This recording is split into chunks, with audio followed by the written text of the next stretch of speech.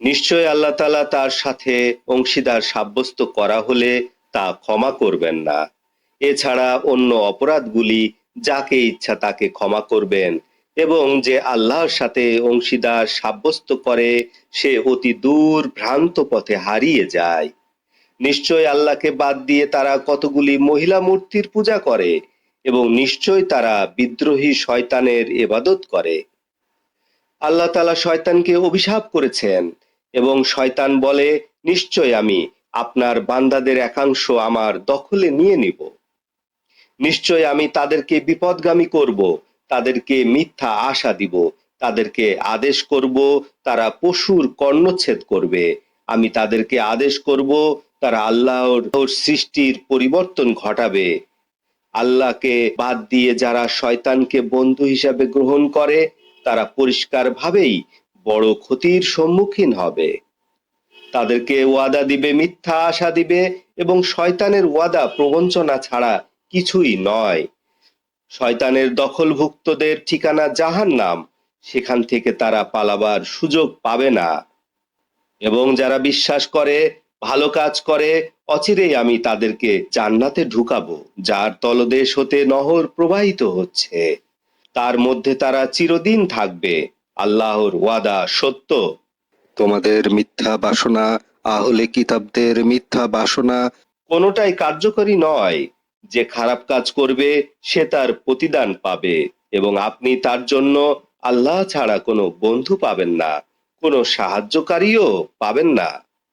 নারী পুরুষদের মধ্যে যারা নেক আমল করবে এমত অবস্থায় যে সে ঈমান গ্রহণ করেছে, তাহলে তারা জান্নাতে প্রবেশ করবে, এবং তাদের উপরে সামান্যতম জুলুম করা হবে না।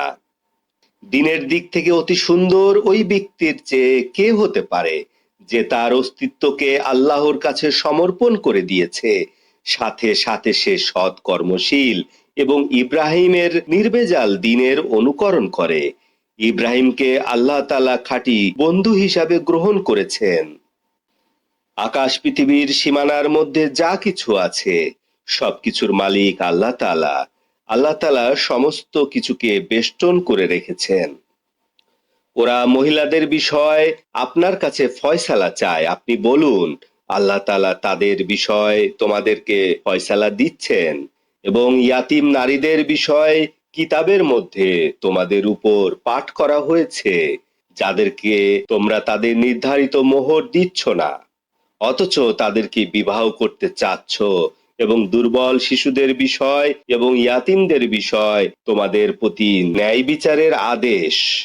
তোমরা কল্যাণকর যা কিছু করো আল্লাহ তাআলা সব কিছু অবগত। কোনো মহিলা যদি তার স্বামীর পক্ষ হতে দুর্ব্যবহার অথবা ফিরে যাওয়ার ভয় করে, তবে উভয়ের মধ্যে আপোষ মীমাংসা করে নেওয়া কোনো অপরাধ নয়। আপোষ মীমাংসা করে নেওয়াটাই উত্তম। এবং লোভ হচ্ছে মানুষের সাথী। যদি তোমরা দয়া দেখাও এবং ভয় করো, আল্লাহ তাআলা তোমাদের কর্মসমূহের খবর রাখেন। তোমাদের একান্ত ইচ্ছা থাকা সত্ত্বেও তোমরা স্ত্রীদের মধ্যে সমতা বজায় রাখতে পারো না।